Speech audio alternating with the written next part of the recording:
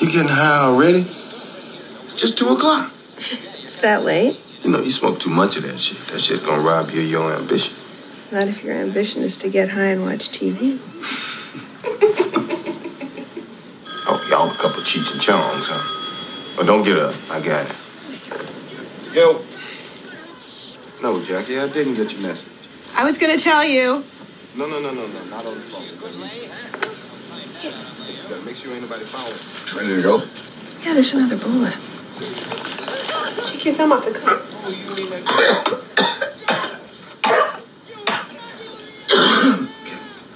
Spoke a laugh now. About coughing. Coughing's good. It opens up the capillaries. You know, when you cough, you're pulling air, or in this case, smoke, into parts of the lungs that don't normally get used. And so, coughing's good. It gets you higher. You definitely know a lot about that.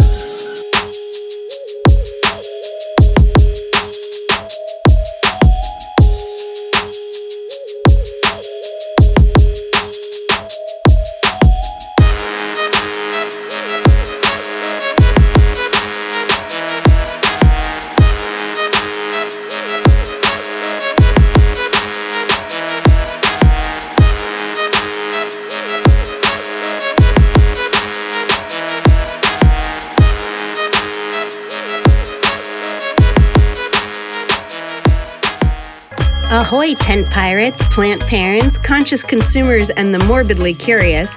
Welcome to Cultivation Conversation, a podcast for growers by growers. Come chat with our hosts, Captain Autoflower, the Real Green Monster, and myself, Girl Go Grow. Grab a bouquet of your favorite flowers, apparatus of choice, and don't forget the fire while I tell you about the special companies that help keep this ship afloat. We are busy people, and we demand the best for our plants, so all three of us automate our grows with Autopots. Available in over 63 countries, gravity-powered Autopot systems rely on no pumps, no timers, and no power to operate. This plant-driven automated watering is so precise, it will reduce consumption of feed while increasing yield. An effective and efficient way to delegate a little responsibility. Let your plants feed themselves. Use code CC10 at autopot-usa.com. If quality is the name of your game, look no further than AC Infinity. AC Infinity's grow tents, lights, accessories, and ventilation systems offer reliability and affordability along with total environmental control. Use code CULTIVATION on acinfinity.com to save even more. Frass Valley produces the highest quality superworm frass. Naturally strengthen your plants and enhance their resistance to pests and disease. Use code CC10 at frassvalley.com. We are big fans of mass hydroponics. Whether you're a local in Massachusetts or accessing their full online catalog, they are your one-stop shop for all of your growing needs. Use code CC10 at mass-hydro.com. What is going on, everybody out there in podcast land? Happy Wednesday. Hello, my darlings. Oh, you're still on mute, Monster. Unmute yourself. Fucking here. Happy Wednesday. Happy Wednesday. Yeah, thanks for adjusting to the schedule, guys. Just, had life and shit happening. So, but it's retrograde. Is that it? Just the planets aligning and Blame stuff it to cause chaos? I can always do that. Mercury. I can always do that. Cool. Well, what is up, guys? What is in the pipes tonight? Start right off. Get into it. I bet you could guess. Double smile. Bravo, sir. Until you are correct. Noted. Until further otherwise notice. Noted. Okay. Yeah, but I'm gonna have within this next tent comes down, I'll have 2 mangoes to choose from. Oh yeah, very exciting. Old school haze and what Funky else? Mango. Oh yeah. Cool. Gonna be mango madness. Gonna be Up to happening. my eyeballs in mangoes. I'm gonna be a happy girl. I bet. Nice. I bet. What about you, Monster? Smoking on some of that pure Michigan live resin. It's delightful. Pure Michigan. I would say like a modern classic, you know? One of the number one hits of the last couple years, maybe. It took me a long time to become sick of the flower, and I think that it's going to be much of the same with this concentrate. I can't really get enough of it, and everybody that tries it says the same thing. Just wow. So, do you know the lineage on that? If you can remind me, it's like, isn't it? I'm honestly not the best with that shit. So I know there's Mendo breath in there somewhere, man. It's got the meat terps. This one is the 2.0 though, so it's pure Michigan crossed with pure Michigan, I believe is how they come up with it. The original pure Michigan. You can always go to our trusty seedfinder.eu, right? Yeah. So Oreos crossed with Pug's breath. Yeah, okay. Pug's breath. It's got that Mendo breath in it. I know it has that backbone of meat terps, and combined with God knows what else. I don't know. It's super unique though. Yeah, I haven't really come across many strains that remind me of it. That's for sure. So, yeah, unique is definitely a good adjective for it. I've heard people say it's very good for headaches, and like pain relief specifically due to headaches. Yeah, I could buy that. I mean, it gives me an almost like headbandish like feel, and I feel like a lot of strains like that kind of have that medicinal benefit. Mm-hmm. Yeah, maybe headbands in there too somewhere. Yeah. I don't know. Well, cool, man. What about yourself? I am lucky enough tonight. One of our listeners, Mocha Bean, sent me a little care package of some of his recently harvested Dante's Inferno. If you go check out his page, like super nice looking plants. Don't have any of the flower to show you, and if I can, I will try to even bring up his page real quick because I do want to give him his. Who's the breeder on that? It's a collaboration between Tiki and Clearwater Genetics, if I'm not mistaken. Holy shit, my cat just jumped on my grow tent. Fucking Casper. Out of nowhere. Dude's a maniac. He really is, man. He really is. Mocha Bean, there he is. Yeah, I remember following along, the grow on this one. There it is. I can recognize that plant. That's the one. That's definitely the one he sent me. Okay. Bear with me, guys. Here we are. Boom shakalaka. Ooh. So yeah, that's a little, preview of the flower that he sent my way. He was real proud of, for obvious reasons. I mean, looks great. That's beautiful. And yeah, I'm lucky enough to have some of it ground up right now, ready to go in the grinder. So I'll give you like a little rundown terp wise. It's all candy. Like there's no like gas backbone here. Like this is like opening a bag of, it's got like a lot of different candies. First, I got like that distinct, grape bubble tape, or like Big League Chew, that artificial grape. And then it switched to like Pez candy and like Swedish Fish. Lots of reds, purples in the candy department. Is she purple? She looks kind of purple from that. Like she looks dark, but I can't tell if she's just like super dark green or if she's purple. She's just like frosted out. And I think right, she's just white. Yeah, a darker color green than you're used to seeing. Yeah, so I can't like it. It looks like she almost wants to be purple, but I can't tell by that picture. Where's Mocha? When Mocha, ground up, it is definitely not purple. Not purple. But I am definitely getting like lots of artificial purple candy types of terps, which is totally cool. And I'll see if they, flavor wise, what happens.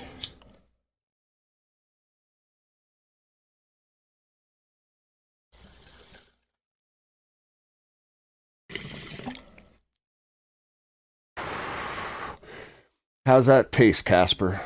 What do you think? It's like chewing on a big league chew, for real. Very good.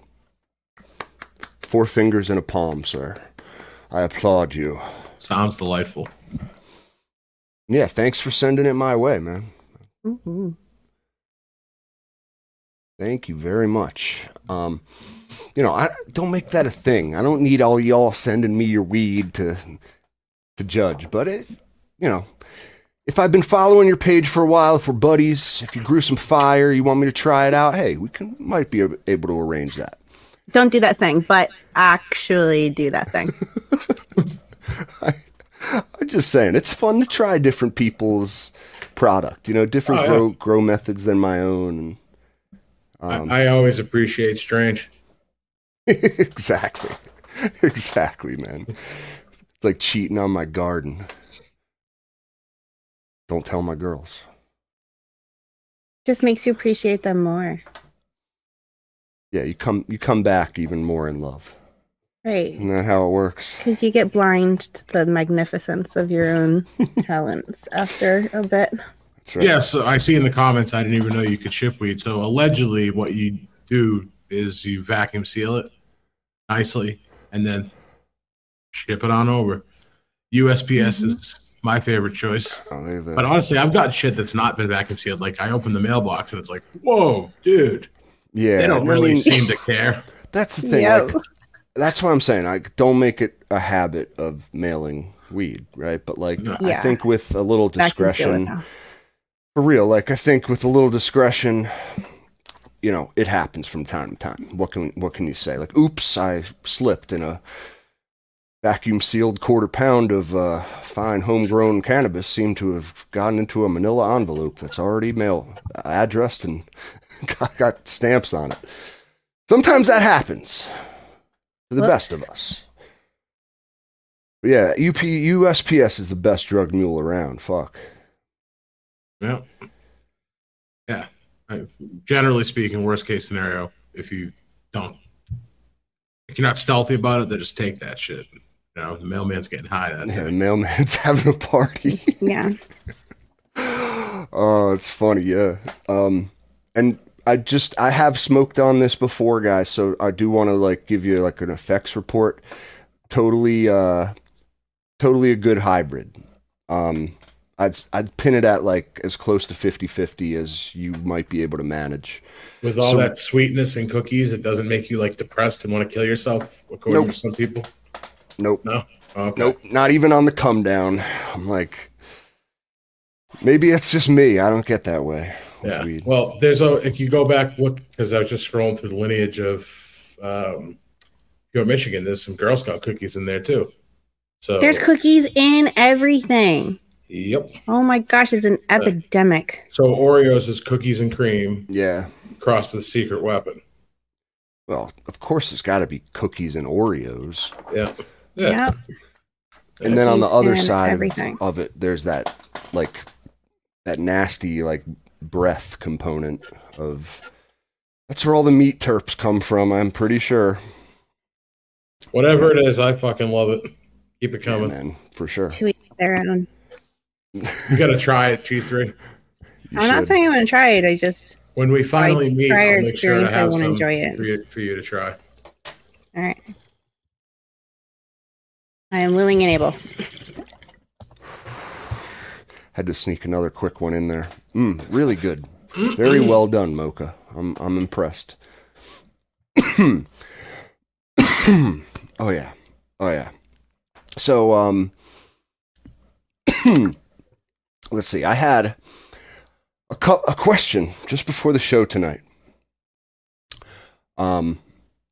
Maybe I'll give away, the identity of the listener. Maybe I won't. I don't know if he wants me to.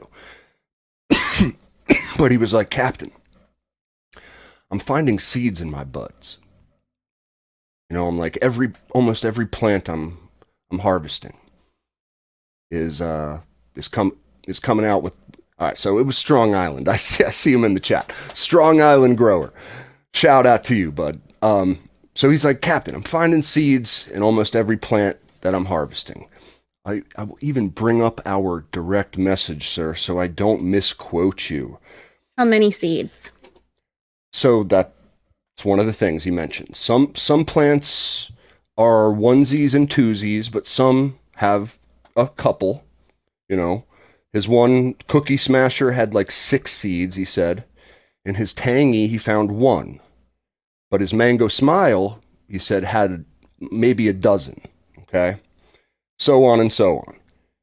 He says he thoroughly sanitizes and cleans his gear, his lights, his fans, his heat mats, and his filters with a 10% bleach solution in between grows. He's never grown out a male, so he's not like collecting pollen on the side, you know. There's no intent here to make seeds. It's just happening, you know. Charles Bukowski, you take that back. What he said. Oh, them fighting words around here, man. G3's gonna come at you like a chimpanzee. Chimpanzee. Damn it, Chip. Exactly. When I hear about seeds like that, I generally would have to say that that's grower error. You know, how so? Like, in what way? Idiopathic hermaphroditism. If you're just getting a couple of beans here and there, it's just stress related, generally speaking. Hold on, I can't just gloss over that phrase you Some threw words? out there. Wait, what does that mean, G3? The idiopathic hermaphroditism. Idiopathic means you don't know where the hell it came from. Use it a lot in medicine. Something's wrong. We don't know why. Idiopathic. And then hermaphroditism. So boy parts. All right. Girl. I love it. That's brilliant. I mean, we sound very intelligent when we use that phrase. What is it? Idiopathic hermaphroditism. Yeah. Okay. You kind of remember it like, we don't know what's going on. We're kind of idiots. We're kind of idiots. We're kind of idiots. All right. That's amazing. Now, I mean, my mind would go to grower error too. Okay. But like I'm sorry to cut you off, Masa, but like in what way? I mean, if it's happening on every single plant, pretty much, right? From the sounds of it, or the majority of them, you know, it could be a number of things. Does he say what else he has in there? Are those his only plants that he's growing, or do they have companions? Let's see if there's any more clues to this mystery here. All right. So he says, no, never grown out a male. At least not that he's recognized, which is a clue, right? Okay. So he admits he's a fairly new to growing weed, so maybe something got past him. That was where my mind went. Okay. Like, you know, one of your plants, like these are all fem autos that he listed. And it's happened to me before where like one of your plants pops a ball, you know, between weeks 5 and 7, somewhere in like a bottom branch. Just one, maybe 2. But if you don't get it, it'll pop and release a little bit of pollen. Oh, yeah, but see, that type of herm, in my opinion, would probably create more seeds than what he's getting. I think it's just like a stress-related herm. You got like a nanner somewhere. Yeah, like you know, he's probably got. I'm leaning towards like environmental stress, probably light. That would be my. That's so he mentioned that. Now that is not something I like really thought was a factor. Why would you say light? That's generally one of the biggest, easiest ways to stress a plant into throwing off some balls. You know, you got to remember at the end of the day, yeah, you got to even an auto, especially an auto, because we have this mindset of trying to blast them with as much light as we possibly can. And at the end of the day, they're only going to take up so much before enough's enough. It's just too much, you know, just like any plant. But I would look into that, you know, possible, maybe keep an eye on your daytime, nighttime temps. Big fluctuations and swings can also be a big stressor on the plant.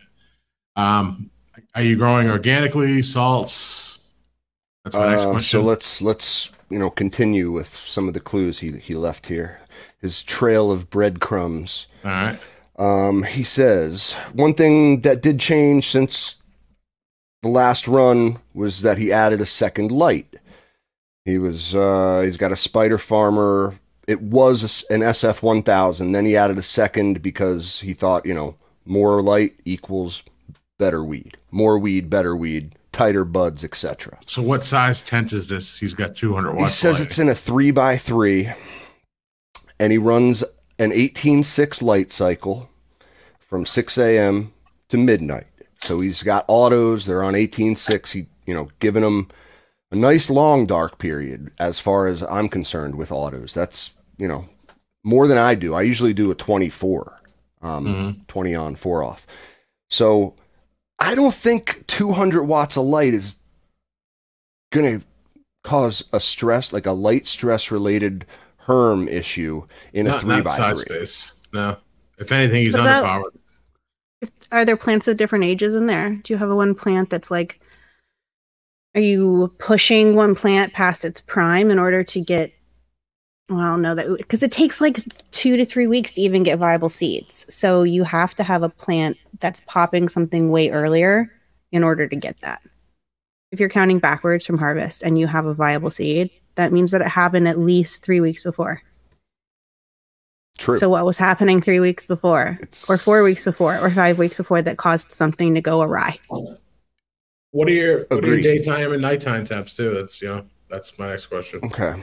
Now, you know, despite, okay, like whether it's grower error or simply just something that happens with, I would say like herms happen, you know, like pretty much any plant has that built into its genetic code. Like they want to reproduce.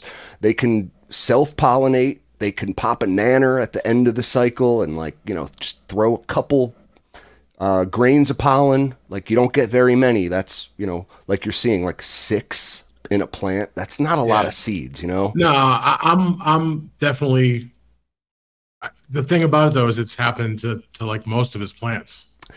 So yeah, that's where I would say, like, yeah, it's probably not like the genetics you're running. It's got to be something you're doing. It could be.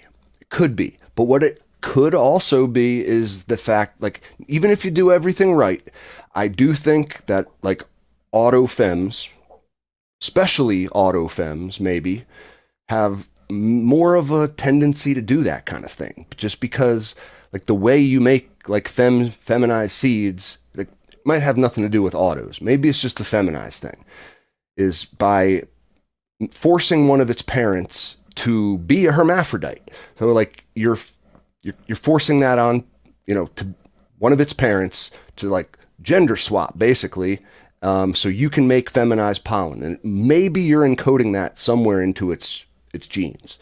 Maybe there's more of a likelihood then for that plant to express the same thing. I don't know.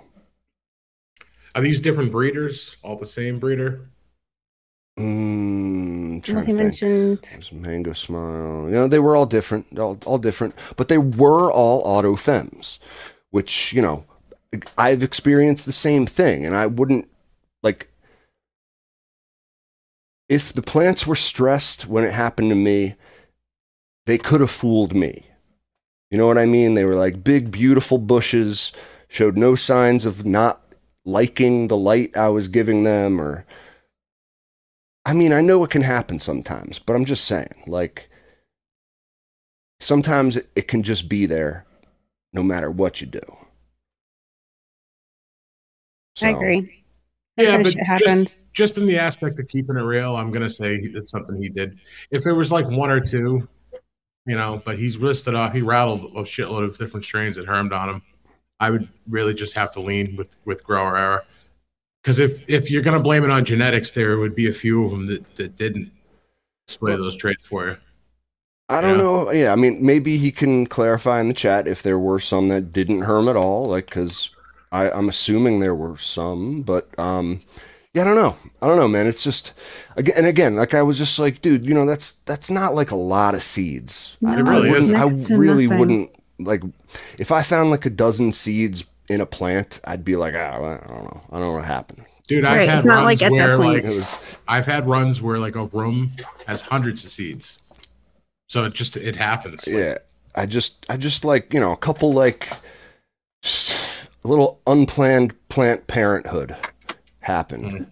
It was a thing. we didn't use protection. We were not careful enough, and these things, they just life. I'd say the crux of the story is, like Hank said, seems like a tiny amount of seeds. I wouldn't beat yourself up over it. Right, because why are we concerned about seeds, right? Because they take energy away from the plant that it could be used for other things, and they like explode if you smoke them and chew up the teeth of your grinder, and they're hard to like pick through things. So if you don't know that they're in there, so if you have 6, I mean, I would just consider it like, hey, you got a little test batch of some S1s, maybe. Yeah. That's the thing. You don't really know what they are. Does it hold true that plants grown from seeds that are the result of a hermaphroditic exchange are more likely to be hermaphrodites themselves? I would say so, 100%, because you've already, I mean, that trait exists in just about every type of cannabis you can find.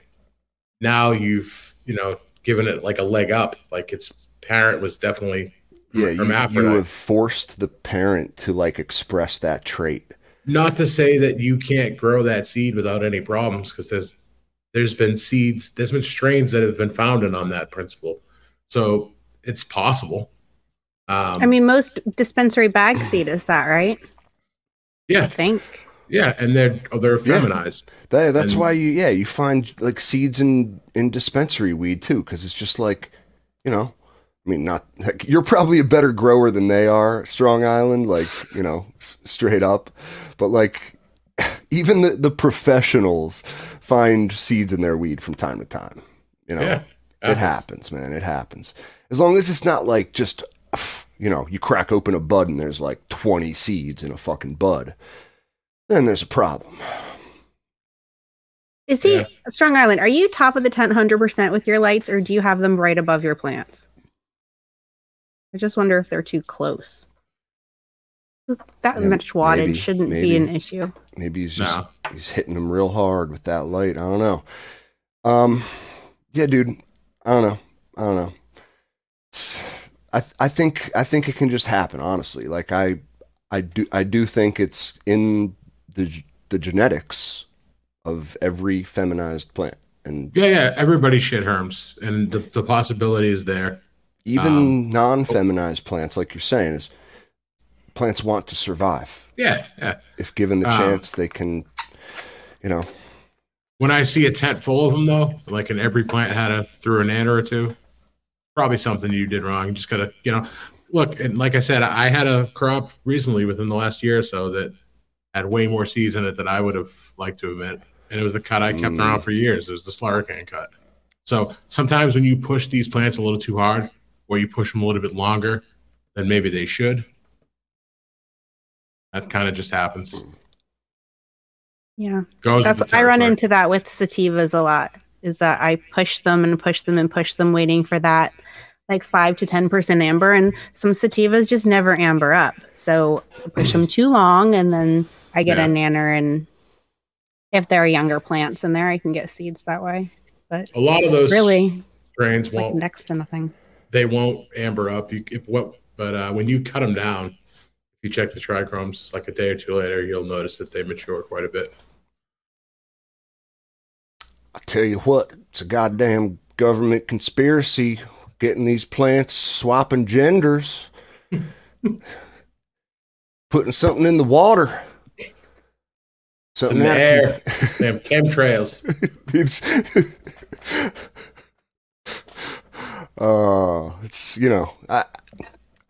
I don't think it's anything new. I mean, maybe feminized seeds have more of a tendency, but I think it's just something that's always been there in cannabis, for real.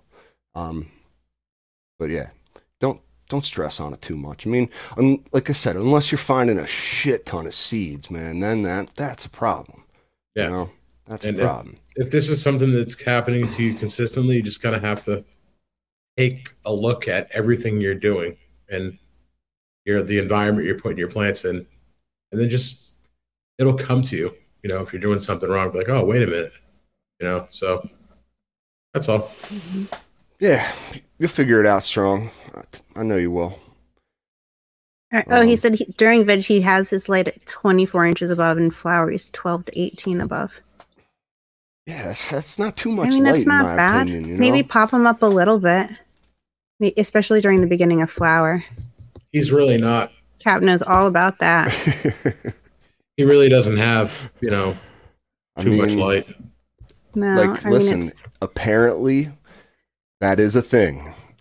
And, if you want to be on the fail-safe side of things, or foolproof, or on the safe side, lower your lights. Very beginning of flower. Dim them, 70%, 80% the second week, 90 by the third. Then by the fourth week, once they're done stretch, then you can blast them. But or keep them up a little higher. Instead of having it 12 to 18 at the beginning of flower, wait until 2 weeks into flower, 3 weeks into flower, and then drop them down. The other thing that could, I know this sounds crazy, but if he's not giving them enough light, that's also a form of stress for the plant. And for sure. Just some quick math, he's about 70 watts short of what should be running a 3x3. I'd add a third one. Maybe raise them up a little underlit. bit. Yeah. Raise them up a little bit more than you normally would, and rock with that. It's a good point, man.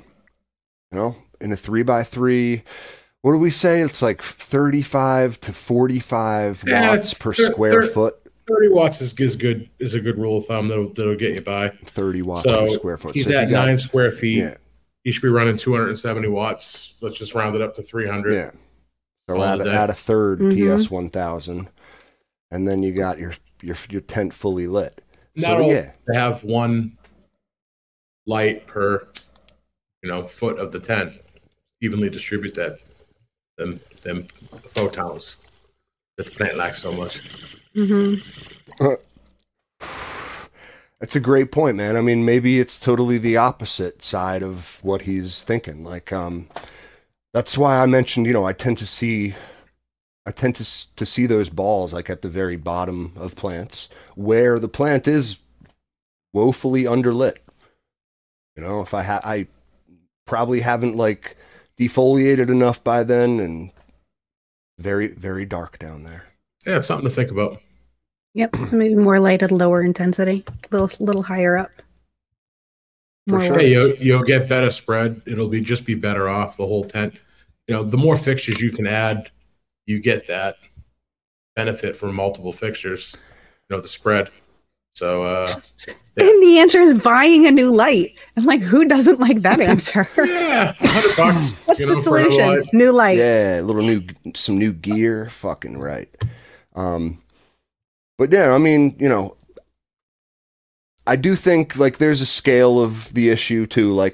Again, I think whether you want to call it inadvertent seed making or idiopathic hermaphroditism or unplanned plant parenthood, I think all three of the above are very, very great phrases to use for it. So it happens. It really does. It happened to me. I mean, I didn't know what happened, but wasn't a lot of seeds like what happened to you. So I was just I don't know.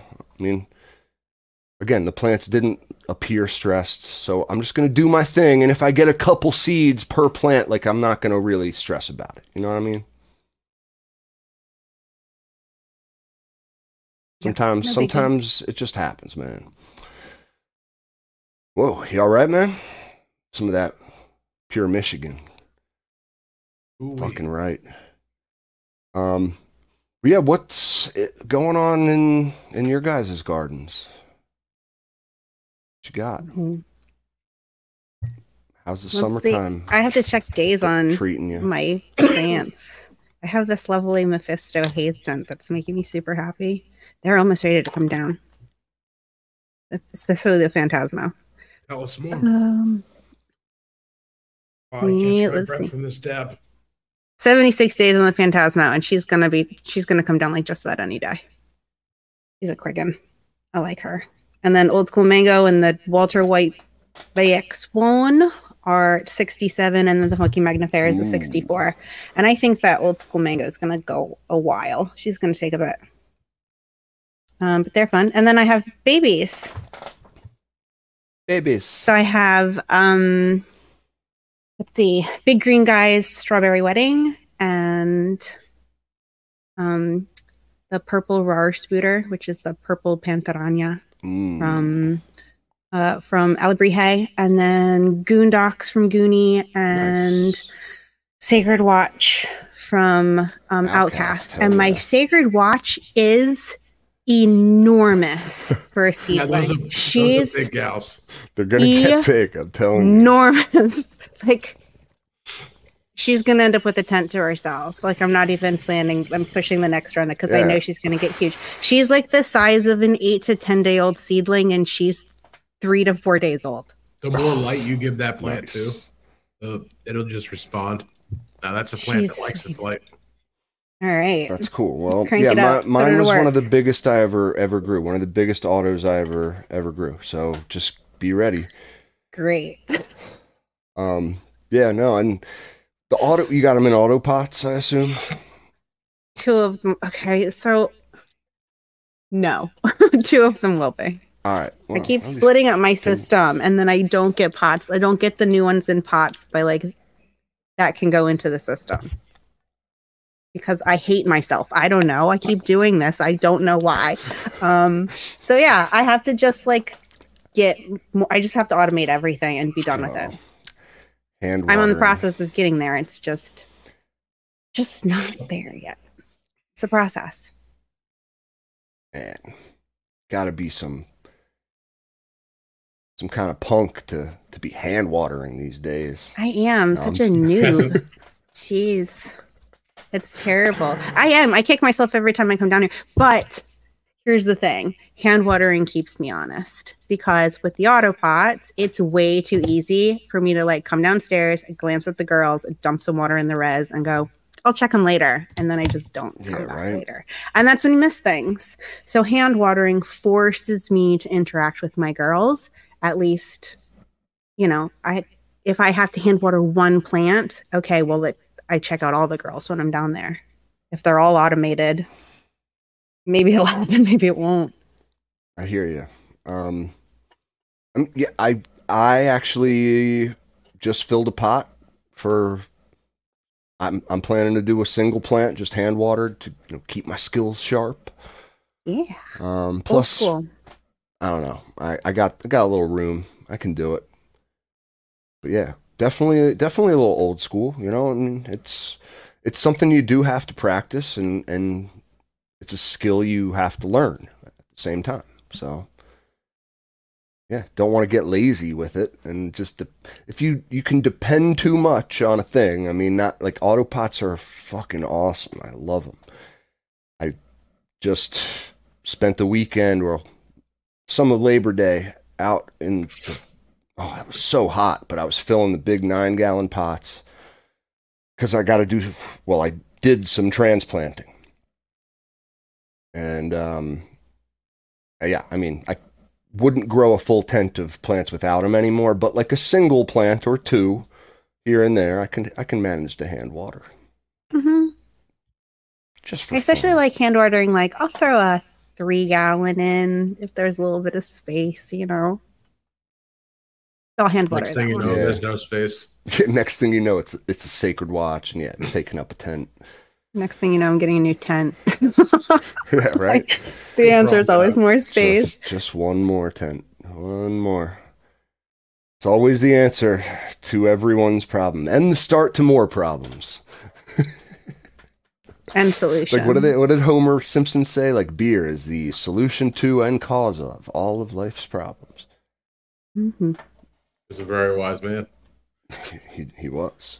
Or is. He is. He's still around. Yeah. I would imagine. That son of a bitch. Right. About you, Monster? Like, what's new in your hood? Nothing exciting. This time of the year, just same old normal shit. Except for do have the greenhouse up and running with the Supreme Leader by joint custody. I will say that plant is kicking my ass. Yeah. Why? I just can't seem to make her super happy. She's hungry, just wants, more newts. Have you heard the stories of Kim Jong-un's ravenous appetite? He can eat like 50 Whoppers at a time, dude.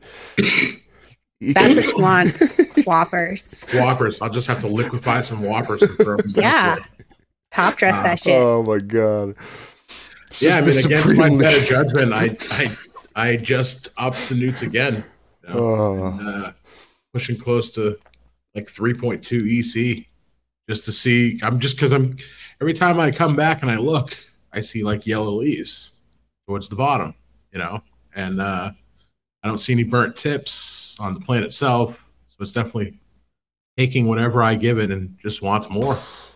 Interesting. Yeah, mine definitely faded like way quicker than I remember. Like most of my plants, even the ones in the same tent, like she faded way faster. So, ate up the buffet in the soil that I provide way quicker than the other plants. Yeah, she's just a hungry bitch. So I'm hoping when I go back and check on her in a couple days that I'll see some progress. I'd love to see some burnt tips to let me know that she's satisfied and had enough. Maybe once the main stretch slows down and towards like the middle of flower, she'll use a little bit less. It kind of depends. We'll see. You just got to feed her and tell her she's pretty. Yeah, I tried her. But overall, humbling experience this year in the greenhouse. Last year was pretty flawless with the Pure Michigan Honeybells cross. Straightforward. Easy plant to grow. Yeah. Maybe it's, we're having, unprecedented heat and humidity. Maybe the plant's just thriving with all the sun we're getting and just wants more. So, I mean, overall, like they don't look droopy or anything. They're just a little bit hungry. And definitely giving them. Push them. Push them hard. Pushing them pretty hard. And you gotta. I wouldn't expect them to be hungry with what I'm feeding them. Well, a cruel communist dictator often demands more than what you think they will. Yeah. Just heads up. So, I don't know. We'll see. It's cool though, man. I love seeing pictures of the greenhouse. You got to post more of them, dude. I know. It's such a blessing to be able to grow outdoors and see like there's such different expressions of the same plants. You know what I mean? If you grow one indoors and one outdoors, it's like the same cut. It's going to look completely different. Just the sun be like that. There's something about the outdoors that you can't just replicate. I don't know. I was also expecting more of a... Go ahead. The what? I was just say, for some reason, you can't bring flaming balls of gas inside your house and make it work. Darn it. Not yet. We can't. Yeah. I was also expecting it to stretch a little bit more. Like I put up a second layer of trellis netting and it didn't even need it. Huh. How tall is she? Probably about 6 feet. I mean, that's pretty. That's pretty tall. Bad. Pretty tall for North Koreans, I've heard. For outdoor standards, it's really not. But I don't know. I mean, yeah, like I said, definitely a humbling experience. That big. Not that big. Well, it's interesting how it just success varies year to year. Even for, I'm assuming you're using the same techniques. It's just outdoors is way more dependent on just what weather and nature, like Mother Nature, throws at you. Yeah, I'm just gonna come right out and say it. I don't really like outdoor growing as much as I do indoor. I'm not in control. That bothers me. Yeah, it's a partnership. When it comes to and growing. Sometimes your partner is a bitch. Plants love consistency, and she's like, it's going to be 70 degrees today, and tomorrow it's going to be 100 degrees. They'll be fine. Shitty partner. God love Mother Nature, but she's not a great growing partner. Throws a lot of curveballs. Especially up in the Northeast. Well, oh man, we're all taking big rips here. Here, let me hit the mute button real quick. He's got a cough so bad. I've been there. I was just there like a minute ago. It's a good Man, thing that we have was like those mute his buttons. soul. Are you okay, Cap? Yeah. I'm glad I spared that from you guys. Honestly, that last one's still kind of fucking grabbing my throat. You know what they say, man? You gotta cough to get off. You know what the first time I heard that saying was? I think it was Jackie Brown. You ever see that movie? No. Oh, really? No. What's that? When was that from? Oh, yeah. So, like, way back. Yeah, there's this. I don't know. It's like the scene at the beginning of the movie with this chick, and I think she's talking to.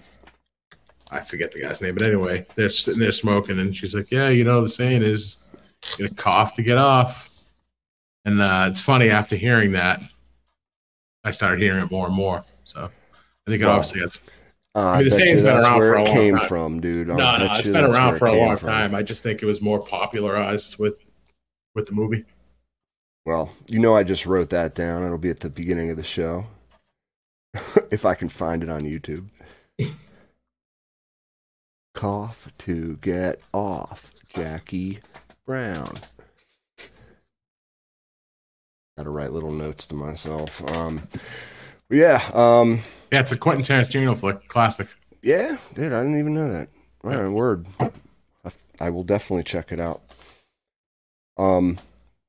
So that's cool, man. I mean, you know, I'm always jealous of like people growing outdoors, but like I get it. It's way more of a bitch, and a lot. Yeah, it's not everything it's cracked up to be. You know, when you get that perfectly grown like outdoor plant, are the terps worth the squeeze? Is the juice worth the squeeze? As a wise man once asked. It's the only reason I do it, man. I love them outdoor terps. You know. All right. Straight up. Sun-grown terps. That's cool, man. I mean, one day I'll be able to. I hear there's a Pennsylvania homegrown bill floating around, right? There is. I have some friends that are buried deep in the cannabis industry with a lot of money, and they told me that they're following the money. Like, they expect that shit to pop off in PA. Oh, yeah? Within any day now. And that was like a year and a half ago. So things move slowly in this world, especially when it comes to the politics of cannabis. But I would expect it to see some sort of home grow with rec dispensaries, you know, real soon. Hope so. There's a bill there. It just needs to be passed. They haven't met. I think that committee hasn't met since June, and so they're due. Like, we're at the end of summer now. They're going to be back in session quickly. So look, New Hampshire's even to the legislature. New Hampshire's even popping on board. What's happening is you're seeing states that are surrounding you. I look at New Hampshire and PA very similar that way. Every state surrounding them, there's legal cannabis, and PA only has medical at the moment, which is whack. Mm-hmm. You know, what's funny is most medicinal cannabis facilities around here have all switched over to rec, or they can't make it. There really isn't enough, medicinal patients that can keep the market going, the legal market going. There just isn't. I mean, they just freed alcohol in our state not that long ago. Like, for the longest time, you couldn't get it anywhere except for a state-run store that was only open Monday through Saturday. Nothing was open on Sundays. If you wanted any alcohol in those days, too bad. Nothing in, like, grocery stores, nothing anywhere else.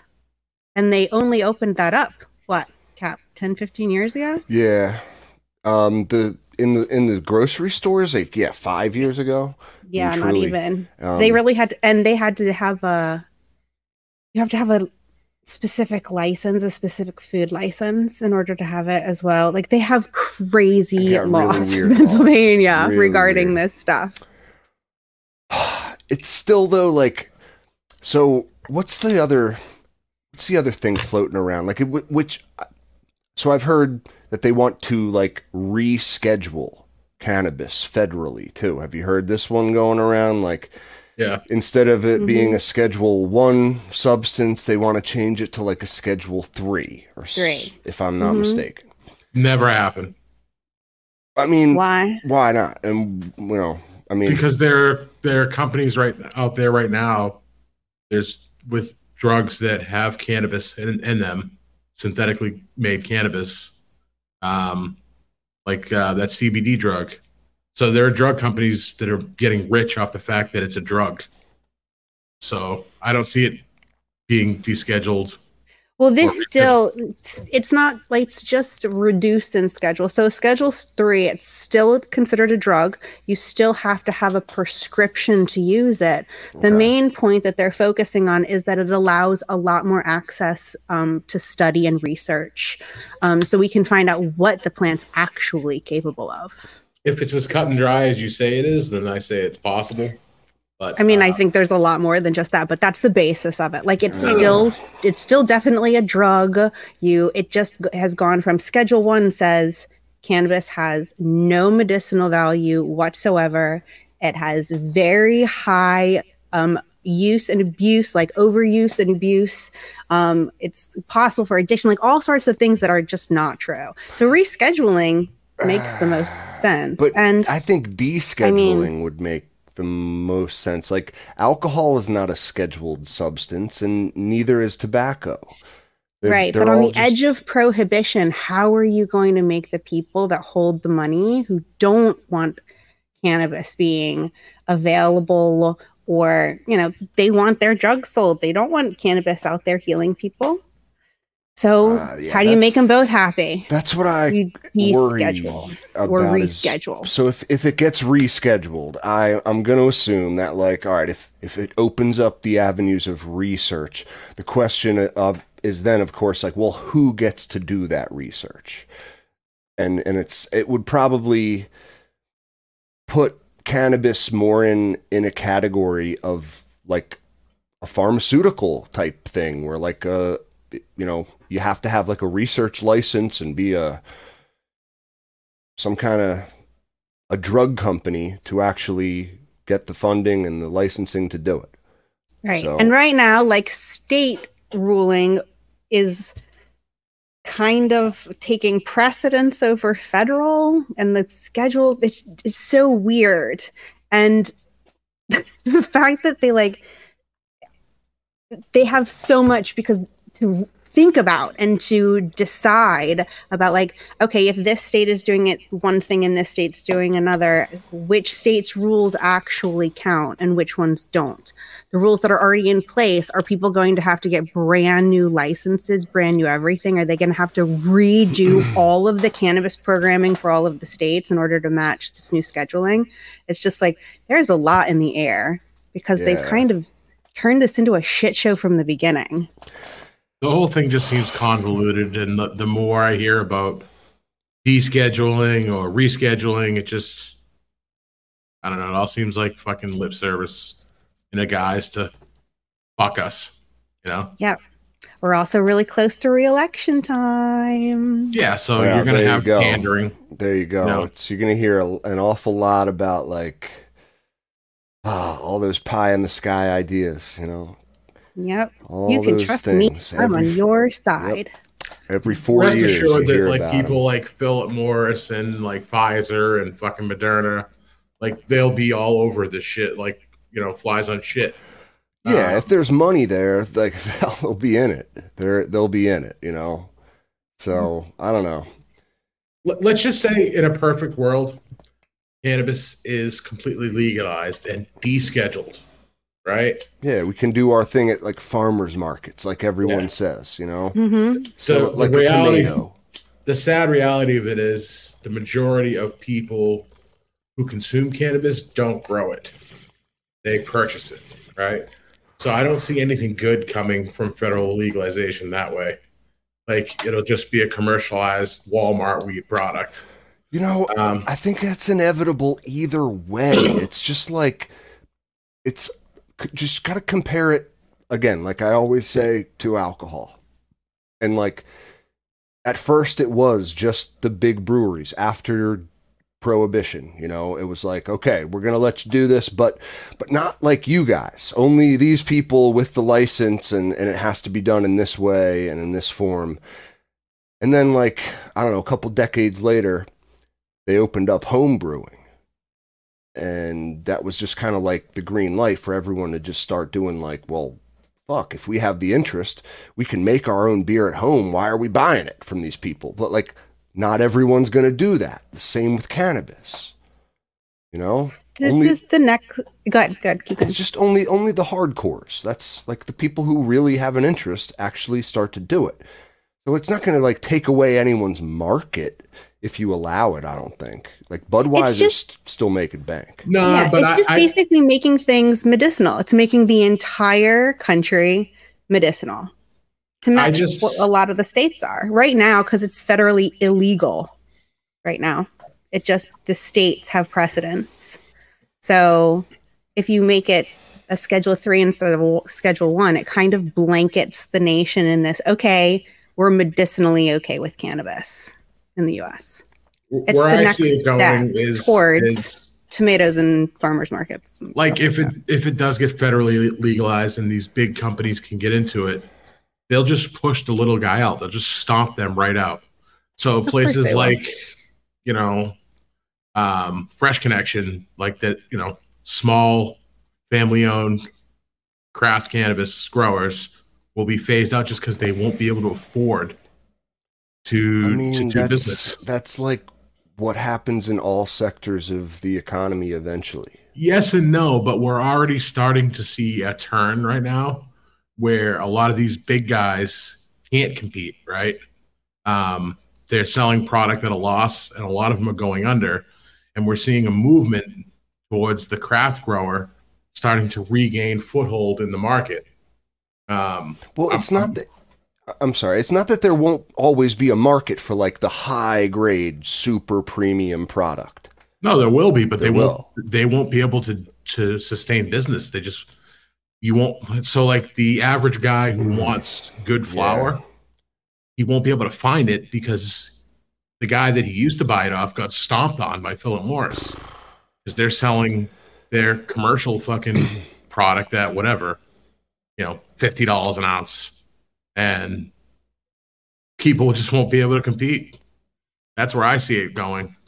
I mean, I know it is a shame. Think of one thing that the government's got its hands on that is better than it was before. I mean, not much. That's, you know, home grow is really the only way that cannabis is going to be saved. Yes. We have to have home grow across the country. People who want to grow it should be able to grow it. People who know someone who grows should be able to get it from them if they want to. It's super, super important. Not only that, like, we're risking not only accessibility to this plant, but like the genetics as a whole. Because if home growers are squeezed out, they're going to bottleneck cookies into everything. And then everybody's going to be super depressed. And then they're going to want more weed. And they're going to turn on all of this stuff with like all the conspiracy side. So it's just like, really, the answer is homegrown has to stay around. It has to. Talk to your senators. Talk to your representatives. Talk to your local governments. Get involved. We cannot lose this once we get it. Yeah. No, I completely agree, G3. Like if the small guys in the market are gonna be squeezed, like Monster's saying, you know, the forces are very, very strong acting upon them in that sense. Like it is our, I mean, whether, and I'll just say this, it's our duty as sworn tent pirates to continue the home grow tradition, whether they grant us permission to or not. But I would really, really, really like them to give us a green light, say it's okay. You know. So it's our duty, truly. Like there's no one else that's going to be making craft cannabis in 20 years out in the future. I mean, I don't know. Maybe one day we'll all be looking back on these days as like, you know, remember when mom and pop shops existed and people could have a small cannabis operation, and then it all got federally legalized. Wah, wah, wah. I mean, I hope not. I truly do hope not. But it's just like, yeah, I mean, like Masa said, what good comes out of the government? I don't trust the people writing the bills as far as I can throw them. You know, all of the above. So do what you can do, but I don't hold out much hope. I'll be honest. Well, walk the straight line as long as you can. And then when you can't, take a shortcut. Maybe I'm just a negative fuck. Like, I don't see any good either way. Like, okay, say you reschedule it, whatever. They'll find some way to fuck us. Say you completely legalize it and allow, you know, big pharma and big tobacco to get into it. I see nothing good coming from that. I just, you know, I think the best way to really let this happen is the way it's already happening. Let states do their own thing, because eventually what's happening, the screws are being put to them. Look how much revenue is being lost when all the states surrounding them have recreational cannabis and they're getting tax dollars. They're all going to basically want to play. Bingo. They're all going to want a piece of that pie. Look, even Governor Sununu in New Hampshire, who was staunchly against cannabis, stated multiple times it'll never happen. Guess what? He's on board now. And they're getting ready to legalize it because Vermont, Maine, Massachusetts, Connecticut, Rhode Island surround New Hampshire. They're all legal. And they're losing millions and millions of dollars every year that they could be, you know, using to do whatever, you know. So money talks at the end of the day. And if you allow the states to kind of do their thing, I think within the next 15 to 20 years, you'll see 90+% of all states have some sort of rec market. And then the ones that don't, even they will eventually catch up. Because look, it's just old Bible thumpers, you know, in Congress and shit that, like, I'm serious, that are just behind the times. And as they croak and keel off, new blood comes in with a fresh mindset and the willingness to actually change them. Hopefully, man. Hopefully. Even though you would call yourself pessimistic, you might be more optimistic than I am. You could lean on that, but shit, man. Whatever happens, like I said. I'm just gonna keep doing my thing. Keep doing my thing. Wise man also once said that plant counts only count if your plants get counted. It's true. So just who's coming in to count them? Think of all the growers you know. Have you heard of any of them having to submit to a plant count? I don't know. You know, rules are overrated sometimes, you guys. Rules are meant to be broken. Teach that to your son. son. I'm not a lawyer. No. He already knows that shit. Right? It's something we all know, I think, instinctively. Your DNA. Sometimes for the greater good. Like, rules have to be broken. But for real, so I wanted to talk a little bit about transplanting, just because it's something I just did. Yeah, you were saying that you just transplanted. What did you transplant? Yeah. So, you know, the way I do my sexing is keep them in the 1-gallon pots, the reg photos, and then I up potted 3 of, I mean, 2 of them, granted, I knew were fems from the start. They were fem seeds. Then I had 2 strains that were regs, and I popped 3 of each. And I've been just kind of looking at them, seeing what's going on. They're finally at the point where, like, I can tell some I can tell, some still unknown. But my goal from the start was to get, like, one female of each strain. I don't really care which one it is. So first one that shows, I'm going to transplant her because I was hoping to get these things done before I left I'm going on another vacation this December. I was hoping to get them done before then, but I don't think I'm going to be able to, I'll be honest. If it comes down to it, fuck. I mean, they're in auto pots. They'll be fine for a week. You know what I mean? Towards the end of flower. Oh, sure. They'll be all right. Have to install a little camera so I can check on them from afar, but like, yeah. Yeah, just take the one out of your bathroom. Exactly. The one I installed down at the, you pick. But so, yeah, I feel like they'll be fine. It's just a matter of timing for me. Like, but yeah, I got three of them transplanted. The one strain is showing late. Like, she's not doing anything yet. Some strains will tend to do that, show later than others, But like the transplanting process is, I don't know, at least for me, it's pretty straightforward. Like, I just do it once from like 1 gallons into the bigger pot, whether that's 5 gallon or 9 gallon in this case. I like to see when I pull that root ball out, already like the roots wrapping around, doing the spiraling thing. What age? How old are they? Probably like almost 6 weeks. Almost, actually, maybe between like 6.5 weeks then. Okay. So it takes about that long, I find, for like the sexing thing to happen. Just have to be patient. So I like to see the root ball, and then I like mess it up a little bit. Anyone else do that? Like unwind some of those roots? Yeah, I usually just score them with like a razor blade. Yeah, do that too. Slice them up a little bit. Yeah, like, like 4 spots. Like 1, turn it, 2. All right. 3. I like that. I like that approach. It seems a little cleaner than mine. I do have to like get a shop vac up there afterwards because fucking soil getting everywhere. Oh, yeah, it makes a little bit of a mess. All right, so I'm gonna grab a box cutter next time. I like that. Yeah.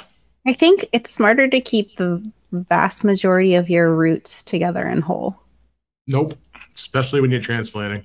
You don't think so? No, because sometimes when you transplant without doing that, the plant will have a hard time trying to, figure things out and actually want to spread those roots out.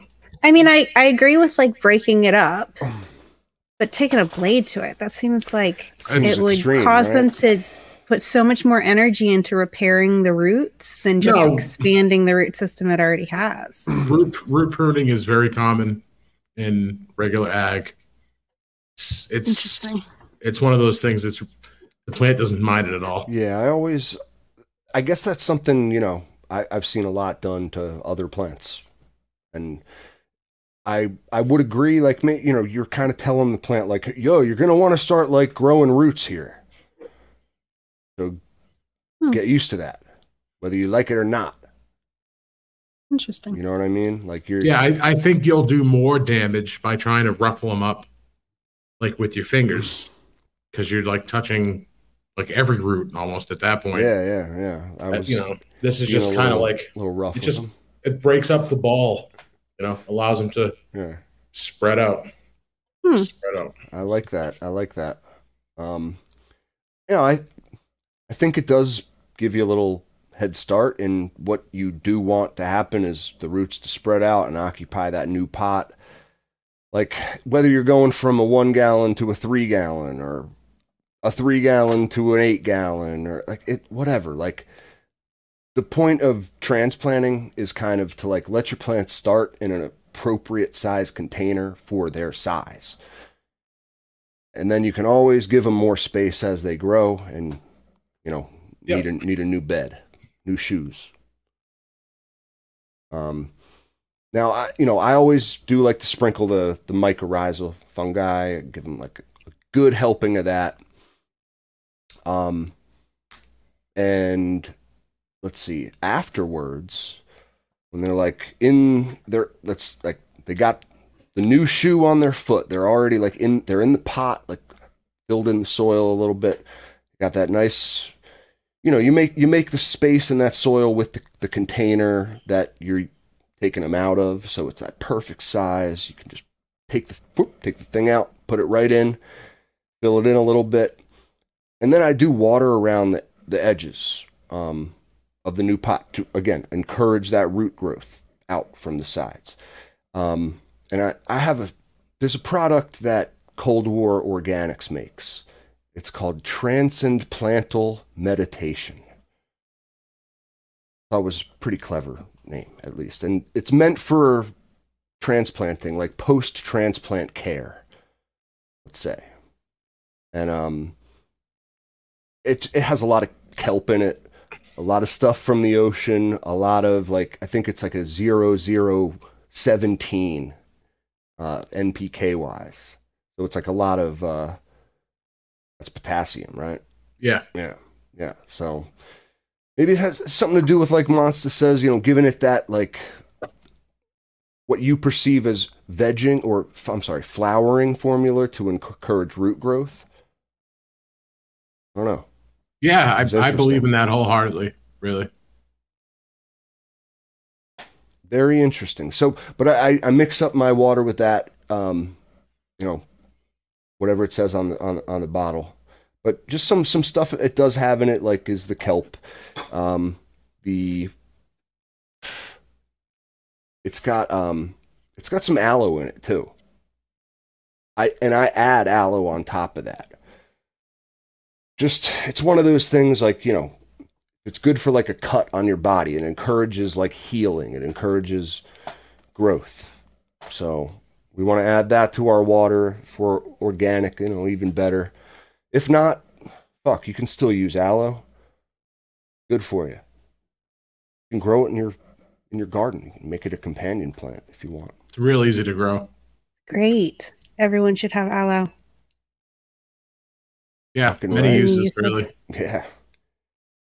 Fucking right. But I got it from, I bought an extract because, again, I have the reservoir. Sometimes I like to have the option to add stuff to my reservoir if I want. So if there's a form of something and then there's like a liquid extract form of the thing too, I'll always opt for the liquid extract for reservoir's sake. Depends how goopy it is. Stuff can get pretty nasty in there. We don't like a lot of goop. I don't like stuff growing on the sides of my res.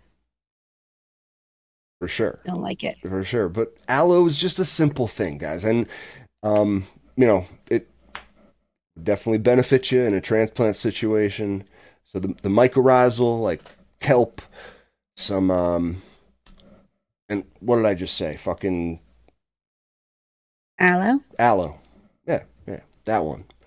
All great for post-transplant care. And then as part of my process, I will then like mulch that top layer. Top dress and then mulch, excuse me. So, a little bit of worm castings, a little bit of the craft blend from Build a Soil. I mean, not really, nothing special. Use what you got. You got Gaia Green 484. Use that if you got it. And then just put a little bit of mulch. I mean, I like the rice hulls. I've seen people use straw. You can use an actual like wood chip mulch if you got it in the fucking garage, like go for it. Some of those can be no bueno. So, why? They have certain chemicals and stuff in them. You have to get like a natural wood mulch. Okay, more natural one. Like you wouldn't want to use the shit that's like dyed black. Like I've seen some of that stuff, or the stuff that's dyed red. You want to get like a natural wood chip. more natural wood chip. Yeah, I've even seen people use like plastic, like vinyl on the top of their pots to keep things moist. So like a artificial mulch. Yeah, well, yeah, I guess you could consider it a mulch. Nice. But it's helping the soil stay wet on the top by not allowing it to evaporate. Exactly. It's just artificial mulch for sure. If like I see people using those earth boxes and they have like a plastic layer over top. Yeah, very similar to that. You know, same concept. Like what you're doing is you're like hiding that top layer of the soil from the light, and that's so like. Not a lot will want to grow up there if it's getting blasted with light. I mean, you won't get the feeder roots. You won't get like blooms of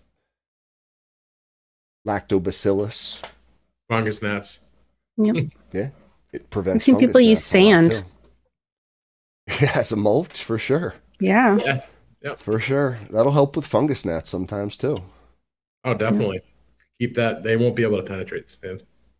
Yeah, like an inch and a half of sand right on the top. Take care of it. But I mean, you know, you can be a little creative. Like use shredded up newspaper if you got it.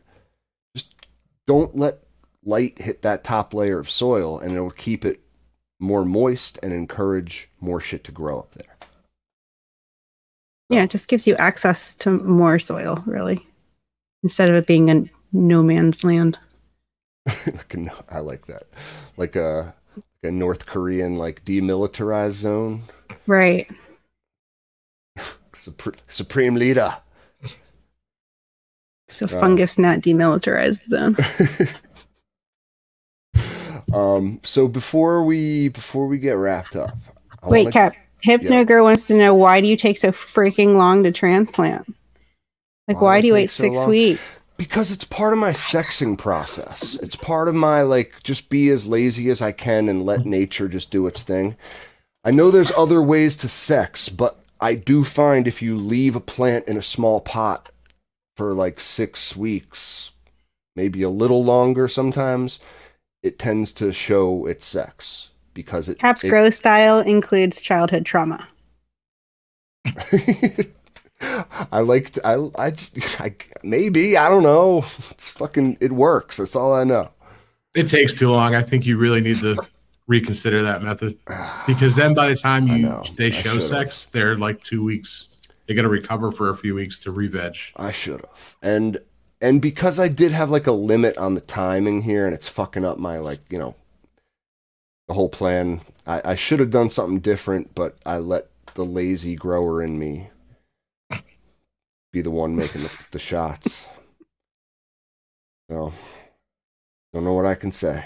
Now I know. Bed, now you're gonna lay in it. Exactly. Yep. Exactly. I mean, if I have to have someone come over, like, at some point during the week and, like, just check the reservoir and, like, bring up a bucket of water, so be it. You know what I mean? I'll do that. I think I could handle that, but I don't want to do it. I'd rather leave and, like, have everything shut off and not worried. Yeah, it's you have autopots. We'll see. It's cutting it fine. Close. It's cutting it fucking close. What's the worst that could happen? You come back to unhappy plans. All right. Yeah, true. Or the house burns down while I'm on vacation. God damn it. Let's hope not. Knock on wood. That's not going to happen. Not going to happen. Because we've taken preventative measures. We know how to... What was the name of our first episode? How to grow fire without growing fire or something like that. Yeah. Something like that. But yeah. We've done what we got to do. Our fucking our plugs and our fuse box is not running hot. Yeah, hopefully that answers the question, man. I'm sure it does. Now there's a method to my madness, right? Nope, it's just madness. As long as he believes there's a method. It's all just like your opinion. We believe, Cap. You believe in yourself. We believe it. All right. as long as you believe in me. So I wanted to bring up one of our Patreon's gardens real quick because man, they got it going on and they posted some pictures yesterday. I love these. And I just wanted to share it with all y'all. Beautiful plants always make me happy too. So this is Jack Leg. Yay, Jack.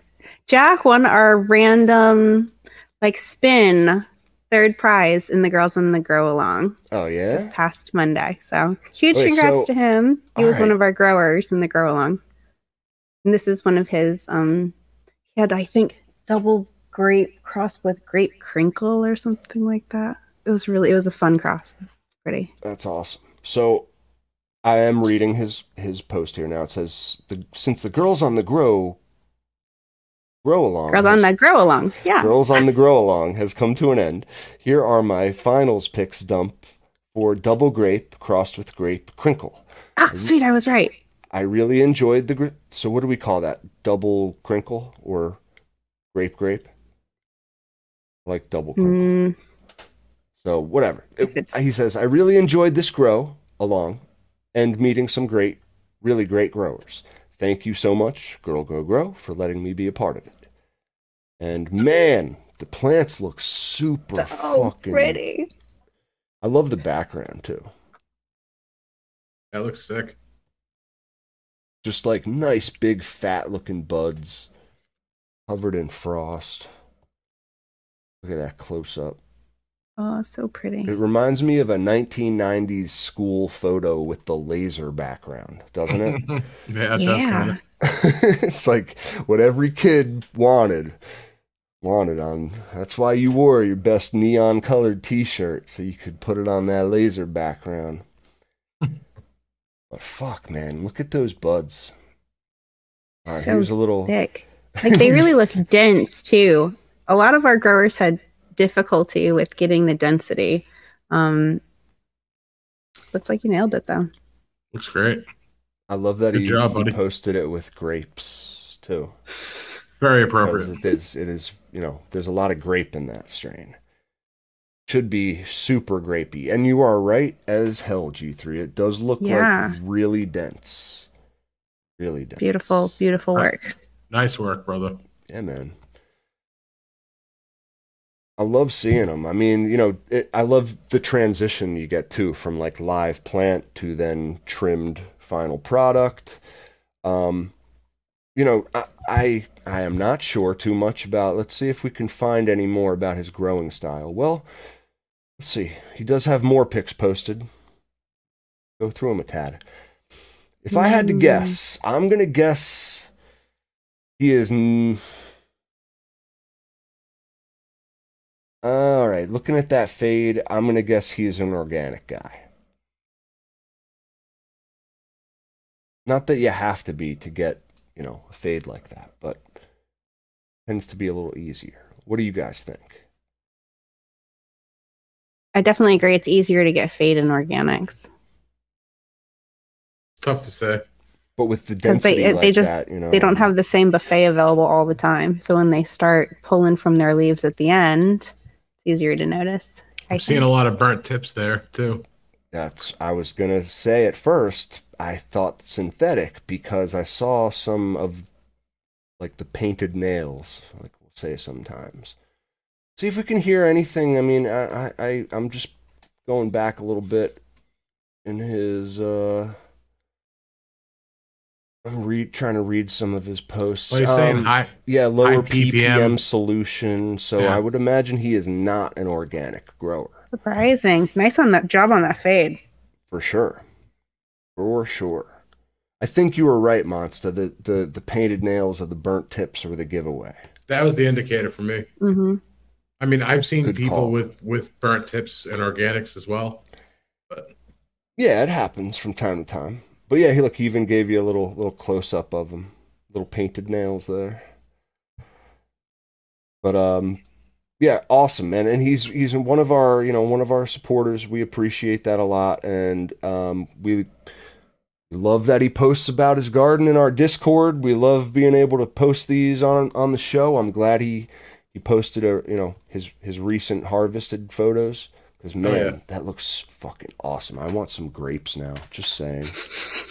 I really want some grapes.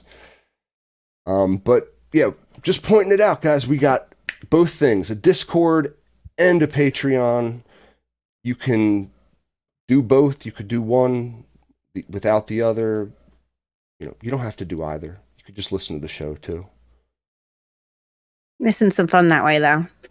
You really are. The Discord is definitely a fun place. I don't know where I'd be posting without it. Most of where I'm talking to people these days is through Discord. I'll be honest. Yeah, I don't spend a whole lot of time on IG. Nope. The community's so separated. We're so disconnected from each other. And look at all these fucking Discords we have. Like, everyone's got a cool Discord, so it's like I can just like scroll through it and be entertained all day. There's always something going on in one of them. Yep. Amen. Usually a grower along or two. or three. Yep. Or three. But yeah, no, that was like, I applaud his efforts, and his flowers look very, very nice. And man, I'm impressed with the fade, like you said. Yeah, very. Yeah, you guys got anything else? G3, what's going on with the planets? Moon? Anything we need to There's worry a about? whole bunch of shit in retrograde right now. Mercury's in retrograde until the 15th. Just watch your P's and Q's. Miscommunication is going to happen. So make sure you reiterate things if they're not coming across well. So yeah, double up rephrase what you've already said in a different way. Yeah. Just take a second and think about how you're coming across. Good advice, always. So I have actually something that I want to address. That's something I said last week, and we were talking about pH pens, right? Please. And I said, yeah, generally speaking, like every time I check it with a standard, it's fine. Well, it wasn't. Oh, no. Not at all. I was like 0.8 off on one of my pens because I just happened to let me check it. I dipped it in the 7.0 solution, and it was coming out at 7.8. And I'm like, God damn it. Were you using that pen? Did you get any negative effects from that? So I did get some negative effects from it, and that's how I knew something was off. So moral of the story, here's what I want you to do, because this is how I'm going to live my life from now on. Calibrate your pens monthly. Just do it. Make it a thing. Be like, all right, I'm going to calibrate this pen. It takes 2 minutes, not even. In the case of an Apera, I think it's like 30 seconds. You dip it in the 7, you hit cal. You let it do its thing. You dip it in the 4, hit cal. Let it do its thing. Then if you want to get frisky, you can calibrate it to a third point with the 10.0. Not necessary, in my opinion. But yeah, calibrate your shit and check it. Don't be a monster and think that everything's going to be fine and you don't have to worry about that shit like other people do. So, yeah, we all have to worry about it. If you're counting on your nutrient solution to be at a certain pH and you're using a pH pen to check said pH, calibrate that shit. It's a good idea anyway, because I can tell you your plants are expecting it to be at a certain pH. So let's not disappoint our babies. Don't hate, calibrate. There you go. I don't know. I love these. But I don't trust them either way, man. They could be calibrated or not. I'd still have those fucking, like I said, pH drops around. If you get a good double pen, check. If you get a good pen, it works just fine. You can always keep a bottle of like a standard solution around to check it before you check your pH of whatever you're checking. You can dip it in this solution. It'll give you a ballpark of where you're at. And you'll know if your pen is falling in line. Word. That's how I knew mine was off. I was like, yeah, I'm not really liking the looks of these plants. But the other ones in veg were fine. It's the ones that in flower, they had some sort of lockout issue or something. They just weren't happy. So first thing I did was check the pen. because I dipped it in the solution and the solution came up fine. And I'm like, yeah, these plants aren't fine. Something's wrong. So you double, triple checked every link in the chain. Yeah, and look, generally speaking, when something goes wrong, it's human error. That's the first thing I look towards. We all have a tendency to want to try to blame something else or somebody else. Shit that you know, say is out of your control. I hear that all the time. Look, when it comes to indoor gardening, everything's in your control. So if something went wrong. There's so many moving parts that, like, you know, you might not even think that like something is wrong, and it is. Like the problem I had with my lights a while ago, you know, just over time they like dimmed on me, and it was an issue with the dimmer. Like Monsa says, the first thing to fail on a fixture, and it sure as hell was. But like I didn't notice it because it happened so slowly and over time, and I just found myself one day with a bunch of like stretched out seedlings, like looking up at my plant, like, or looking up at my light, like staring into it, like that's fucking way too, like I shouldn't be able to do this. This should hurt when I look at my light. I want it to burn my retinas when I look into my light. You know what I mean? Yeah. Don't look into your light, people. Wear grow glasses. I want to be able to see those fucking bars across, like when I close my eyes for the next 5 fucking hours. I want it to burn my retinas. Amazing. I just don't understand why you've been having those headaches lately. It's a mystery. I just don't know. It's like, Doc, it hurts when I do this. What are you doing? I'm hitting myself in the head with a hammer. I'm staring into my grow light, Doc. I don't know what's going on. Burns my retinas. No, like 30 years from now when you're blind, I took such good care of my eyes. I would take lutein and wear sunglasses. And wait a minute. It's like the kids who stare at the sun without the, like at school when you had the like the solar eclipse, you know, they gave the little pinhole cameras. Yeah, that piece of glass or something. That, yeah. There was that one that was like really powerful a couple years ago, and there were people like on Amazon and eBay selling like solar eclipse glasses. There's Quite always a few that. people literally got burned depending on those glasses. Yeah, because they didn't work like they should. No, they just didn't work. Phony solar eclipse glasses. Yeah. It was all the rage. I mean, like, we've had plenty of eclipses, but like this one was like the eclipse of all eclipse, like a few years back. And everybody wanted to, we were preparing for it. Everybody wanted to see it. So there were companies that were capitalizing on that, selling you, you know, bogus fucking glasses that would literally hurt your eyes. There are people that were blinded from this thing. No shit. Yeah. Oh, I remember, like, I was in elementary school, like, there was a solar eclipse, and our teacher gave us these fucking things to look through, and there was the one, like, kid with, like, severe ADHD who sat in the back of the class who had, like, a rat tail, and he was like, I'm not looking through this fucking thing, I'm just gonna stare at the sun like I always do. And he definitely like couldn't see for the next couple days. If I remember correctly, like he had to have special glasses, and it was like he fucking learned his lesson, I will say. But I mean, you know, now they don't let kids go out and see the damn eclipses at that school because of that one kid. There's always one fucking kid who fucks it up for everyone. Yep. One kid or one adult, depending on what you're talking about. There's always one person to fuck it up, you know? Just, yeah, don't stare at the sun, guys. And wear grow glasses and don't stare at your lights either. Don't stare at your grow light. Like, I mean, do as I say, not as I do. See? But I also heard, and real quick, there's a solar eclipse coming up, like April, May 2024, and like the best, like, you know, the window of where you can see it is like going right through New England and the Adirondacks. It might be like upper New England then. So I don't know. That's your thing. Sounds like time for a camping trip. There you go. There you go.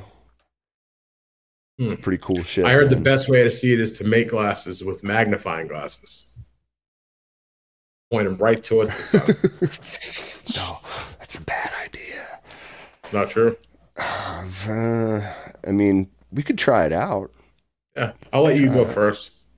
All right. I'll let you know how it goes. But I appreciate everyone joining us tonight. I appreciate you guys for, rescheduling the show and coming on, chatting. A pleasure as always. Thank you, sir, for being here as always. Yeah, pleasure's all mine. And we'll see you all in a week. Until then, don't get caught.